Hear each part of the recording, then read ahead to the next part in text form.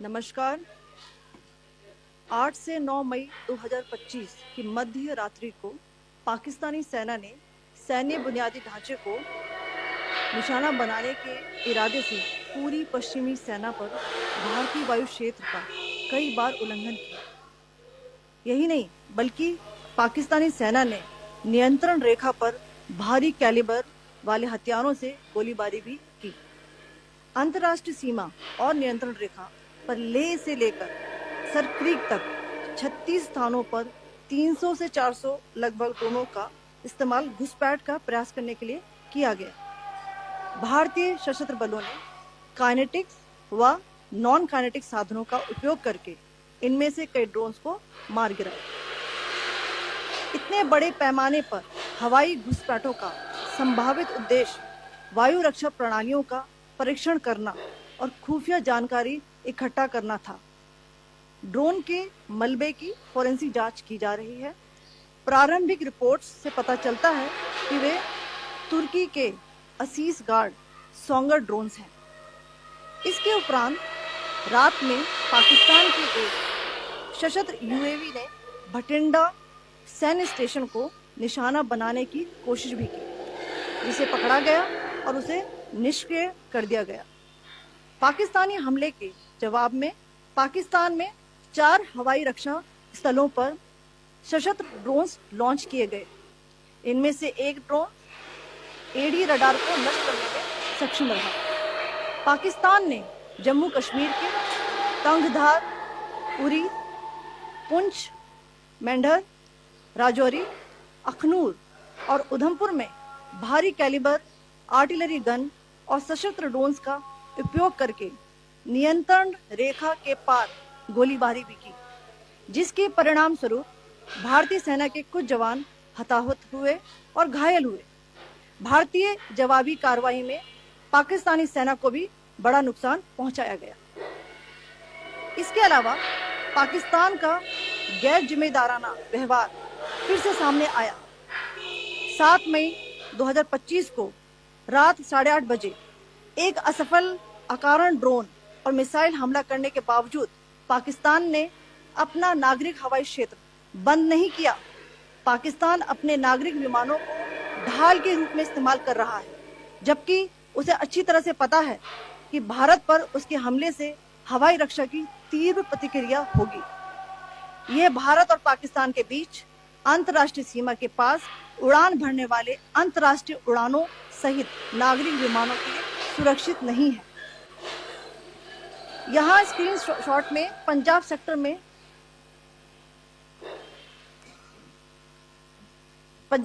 में high air defence alert स्थिति के दौरान एप्लीकेशन फ्लाइट रडार 24 का डेटा दिखाया गया है। जैसा कि आप देख रहे हैं, यहाँ पर भारतीय पक्ष का हवाई क्षेत्र घोषित बंद के कारण नागरिक हवाई यातायात पूरी तरह से रहित है। कराची और लाहौर के बीच के हवाई अड्डे मार्ग पर नागरिक एयरलाइंस उड़ान भर रही है। हाई अलर्ट किया गया है विमान फ्लाइनेस एविएशन का एयरबस 320, जैसा कि आप यहाँ देख रहे हैं, जो कि शाम को 5:50 बजे दमम से शुरू हुआ और रात को 9:10 बजे लाहौर में उतरा। ये सारा डिटेल्स आप यहाँ देख रहे हैं, ये डिटेल्स यहाँ लिखा हुआ है। Can you see this?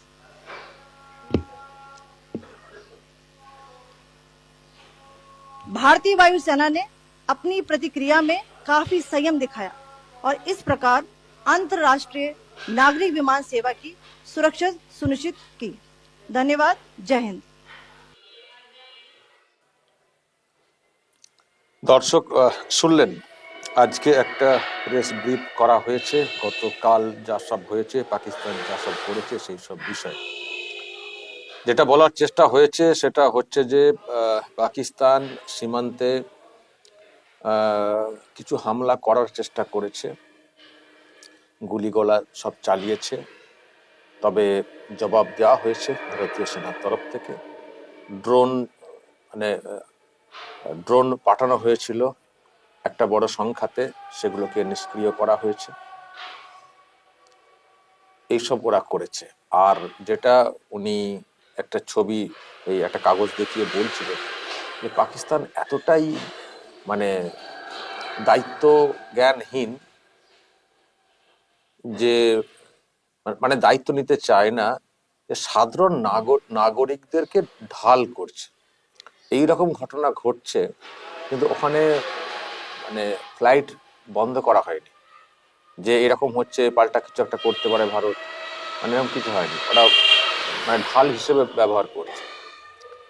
মানে এতটাই মানে মানে দায়িত্ব জ্ঞান বলে কিছু নেই আর কি সরকার থেকে। ভারত তো দায়িত্ব নিয়ে কাজ করে না, ভারত তো ওটা চাই না। আমি তো প্রথম থেকে বলে আসছি, ভারত তো শুধু জঙ্গিদেরকে মারতে চায়, সাধারণ মানুষকে মারতে চায়। কিন্তু ওরা এইসব করছে এবং এই রকম হামলা করছে, সেনাবাহিনীকে টার্গেট করছে, সেনাবাহিনীকে টার্গেট করছে, সাধারণ মানুষকে টার্গেট করছে। পুঞ্চে তো জানেন আপনারা, গুলি করে শিখ সম্প্রদায়ের অনেককে মেরে ফেলা হয়েছে। এইসব করছে, ভারত যোগ্য জবাব দিচ্ছে, কিন্তু ছ্যাঁচড়ামি যেটা বলে সেটা পাকিস্তান করছে। তবে দর্শক, আমি একটা বিষয় ভাবছিলাম যে আজকের রাতটা আমার মনে হয় খুব গুরুত্বপূর্ণ।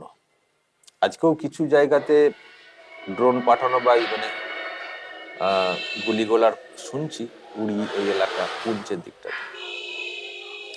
তবুও আজকের রাতটা গুরুত্বপূর্ণ, মানে পরিস্থিতি কোন দিকে যাচ্ছে সেটার ক্ষেত্রে। কালকে একটু বড় সংখ্যাতে ড্রোন পাঠানো হয়েছিল, চেষ্টা হয়েছিল, কিন্তু পাল্টা জবাব তো দিয়েছে ভারত, সাথে শুনলেন। আজকেও যদি কন্টিনিউ করে পাকিস্তান, তাহলে বিষয়টা কিন্তু আরো অগ্নিগর্ভ হয়ে উঠবে, এটা বলার কিন্তু কোনো অপেক্ষা রাখে না। কিন্তু আজকে যদি বন্ধ করে পাকিস্তান বা ইন্টেন্সিটি কমায়, তাহলে বলা যাবে যে যে আর ওই রকম পর্যায়ে হয়তো নাও যেতে পারে, যুদ্ধের পর্যায়ে। ফলে আজকের রাতটা খুব ইম্পর্টেন্ট। পাকিস্তান কিভাবে আজকে ব্যবহার করছে সেটা দেখার বিষয় রয়েছে। এমনিতে এমনিতে দর্শক দেখছেন যে পাকিস্তানের অন্দরে একটা বিরাট দ্বন্দ্ব চলছে। ওখানকার পার্লামেন্ট চলছে, সেখানকার সব তো লাইভ ফুটেজ আসছে। অনেক এমপি প্রধানমন্ত্রীর সম্পর্কে মন্তব্য করছেন, নানান সব তর্ক বিতর্ক চলছে, মানে অন্দরে খুব দ্বন্দ্ব চলছে দেশের এই অবস্থা হওয়ার জন্য। তো ফলে ভারত যেমন ঐক্যবদ্ধ হয়ে মোকাবিলা করার চেষ্টা করছে, ভারতে দেখবেন কিছু কেমন মানুষ উল্টোপাল্টা বলছেন বটে, কিন্তু সামগ্রিকভাবে এত বড় দেশ ঐক্যবদ্ধ বদলা নেওয়ার ক্ষেত্রে। কিন্তু পাকিস্তানের অন্দরে এতটাই মানে দ্বন্দ্বের পরিস্থিতি, কেউ কাউকে মানছে না, যেটা আমরা দেখতে পাচ্ছি। ফলে ওই অবস্থায় কি বা করবে, কতটাই বা লড়বে। এমনিতেই ওদের যা সামরিক শক্তি দুর্বল ভারতের কাছে, তার উপরে ভারত অলরেডি আঘাত করে অনেকটাই নষ্ট করে দিয়েছে রাডার বা অন্য কিছু। তার সঙ্গে দেশের অভ্যন্তরে ওই রকম একটা টালমাটাল অবস্থা। এমনিতেই জোট সরকার শেহবাজ শরীফের, ইমরান খানকে বন্দি করে রাখা হয়েছে, ওদিকে বালুচিস্তানে ওই রকম স্বাধীন হওয়ার একটা ডাক। ফলে সব মিলিয়ে নাজেহাল অবস্থাতে রয়েছে। ফলে এবং ওখানকার মানুষের বক্তব্য যা সব দেখছি শুনছি, মানে সাধারণ মানুষের বক্তব্য যে মানে যুদ্ধের দিকে না, কারণ তাদের ইকোনমি এতটাই খারাপ। সুতরাং তারা বোঝে যে ভারতের সঙ্গে লেগে তো লাভ তো কিছু হবে না, জিততে তো কখনোই পারবো না, বিরাট ক্ষতি হবে। ফলে সাধারণ মানুষ কিন্তু ওটা চাইছেন না ওখানকার। কিন্তু কিছু পলিটিশিয়ান, কিছু সরকারের লোক আর সেনা, তারা এই জঙ্গিগুলোকে কাজে লাগায়, তারা এইসবগুলো করছে। কিন্তু সেটাই বা কতটা করতে পারবে, এমনিতেই যেভাবে কোমরটা ভেঙে দেওয়া হচ্ছে ভারতের তরফ থেকে, সেটা বলা মুশকিল। তবে ভারত কতটা ধৈর্যশীল, সহনশীল, বুঝতে পারছেন, এইভাবে করছে। কিন্তু যেহেতু ভারত বলেছে যে আমাদের উদ্দেশ্য মানে সাধারণ মানুষকে মারা না, আমাদের উদ্দেশ্য জঙ্গি শেষ করা, সেই জন্য তারা প্রত্যাঘাত করছে, কিন্তু সেটাও কিছু নিয়ম মেনে, পলিসি মেনে, ভদ্রলোকের যে আচরণ হওয়াটা উচিত। আমি জানি আপনাদের মধ্যেও অনেকের রিয়াকশন আসছে যে এত দেখার কি আছে, ওদেরকে আরো মারো, যাকে পারো মারো। এমনকি আমি এটাও দেখছিলাম, প্রাক্তন সেনা কর্মী তারাও আবেগের জায়গা থেকে বলছেন। কিন্তু সরকার পক্ষ তো অনেকটাই দায়িত্বশীল, সরকার পক্ষ তো যেটা করছে এটাও তো করতে চাইছে না। এই যে জঙ্গি মারার পরে বাকি যে পাল্টা অ্যাটাক, এটাও তো ভারত সরকার করতে চাইছে না। অজিত ডোভাল তো বলেছেন, অশান্তি যদি না বাড়াও আমরা সেই মতো করে আমরা চলবো, অশান্তি বাড়ালে কিন্তু মুশকিল আছে। তো সেটা ভারত করছে, মানে খুব দায়িত্বশীল, সহনশীল। তবে এই মুহূর্তে জঙ্গি নিকেশের ক্ষেত্রে একটু রাফ হয়ে গেছে। তো সেই হিসেবে এখনো ভারতের যে অবস্থান আমরা দেখতে পাচ্ছি, নিশ্চয়ই আপনারা বুঝতে পারছেন যে পাকিস্তান যদি আগ বাড়িয়ে ইন্ধন না দেয় যুদ্ধে, সরাসরি যুদ্ধে যাওয়ার জন্য, তাহলে কিন্তু ভারত সরাসরি যুদ্ধে যাবে না। ভারতের কূটনৈতিক মানে পলিসি আছে, সেগুলোকে অ্যাপ্লাই করবে, আর জঙ্গি নিকেশের আরো যেটুকু যা বাকি আছে সেইটার ক্ষেত্রে হয়তো অ্যাকশন নেবে, সেটার ক্ষেত্রে মানে নির্দিষ্ট করে অ্যাকশন নেবে এটা। আর যদি পাকিস্তান তারাও যদি পিছিয়ে যাওয়ার চেষ্টা করে, তাহলে তাদেরকে জঙ্গি নিয়ন্ত্রণে এগিয়ে আসতে হবে, কিন্তু সেটাও কিন্তু ভারতকে আশ্বস্ত করতে হবে, তবেই এগুলো একটা জায়গায় এসে থামবে। তবে আবহাওয়াতে হবে, আমার যেটা মনে হচ্ছে দর্শক, আজকের রাতটা খুবই ইম্পর্টেন্ট। আমি যেটা বলছি, আজকের রাতটা খুবই ইম্পর্টেন্ট। আজকে কতটা তারা অ্যাগ্রেসিভ হয়, কারণ কালকে তো পাল্টা আঘাত করেছে ভারত, তো আজকে কতটা তারা দেখাচ্ছে তার উপরে নির্ভর করবে পরিস্থিতি। যদি আজকেও তারা কালকের মতো ওইরকম করার চেষ্টা করে, তাহলে কিন্তু ভারত আর থামবে না, আমার কথা মনে হচ্ছে। তাহলে কিন্তু ভারত একটা বড় পর্যায়ে চলে যাওয়ার চেষ্টা করবে। আজকের রাতে যদি ওই পর্যায়ে হয় যেটা গতকালকে করার চেষ্টা করেছে, আর যদি তারা ইন্টেন্সিটি কমায় বা না করে, তাহলে এটুকু বুঝে নিতে হবে যে পাকিস্তান ব্যাকফুটে যাচ্ছে, পেঁচাতে চাইছে। এখন ওখানকার দেশের লোকেদেরকে তো শান্ত করতে হবে, সেই জন্য কিছু দেখানো, দেখিয়ে এ করা, মুখ রক্ষা করা, হয়তো সেটা মানে এ করবে টুকটাক করে। মানে আজকে আমি যেটা বলতে চাইছি দর্শক, আজকে কিন্তু সিগন্যাল পরিষ্কার হয়ে যাবে যে পাকিস্তান কি চাইছে। আজকে রাতেই সিগন্যাল পরিষ্কার হয়ে যাবে। এরপরে যেটা ওরা করতে পারে, যে ওরা কিন্তু এটুকু বুঝছে যে ডিরেক্টলি লড়াই করে আমরা পারবো না, ডিরেক্টলি ভারতের সঙ্গে লড়াই করে আমরা পারবো না, আমাদেরকে ওই হঠাৎ করে ওই ফাঁকা মাঠে এইসব করে করতে হবে। তো সেই ক্ষেত্রে যদি ওরা বলে যে আমাদের জঙ্গিদেরকে মারা হয়েছে, বা ওরা তো আবার জঙ্গি মনে করছে না, অন্য কথা বলছে, মারা হয়েছে, আমরা বদলা নেব, তাহলে সেই বদলা যদি নিতে চাই কখনো, সেটা ওই হঠাৎ করে লুকিয়ে চুরিয়ে ওই রকম ডিরেক্টলি ভারতের সঙ্গে তারা যুদ্ধের লাগবে আমার কিন্তু মনে হচ্ছে না। ওরা যেটুকু করছে শয়তানিটা, বিরাট কিছু করতে পারছে তা না, আর ভারতের যা ডিফেন্স আছে সেটা তো সহজও না।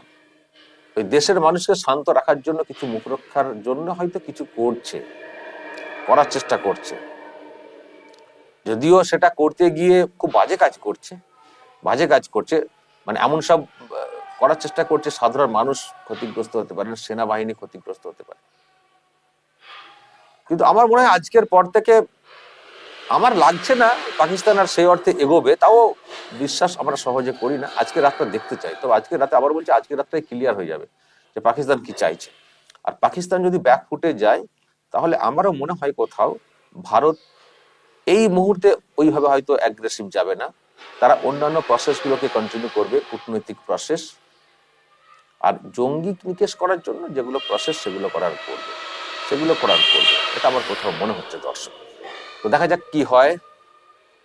তাহলে কি দুদিনেই মোটামুটি যুদ্ধ শেষ হয়ে গেল নাকি? যদিও যুদ্ধ অফিসিয়ালি ওটা বলা যায় না,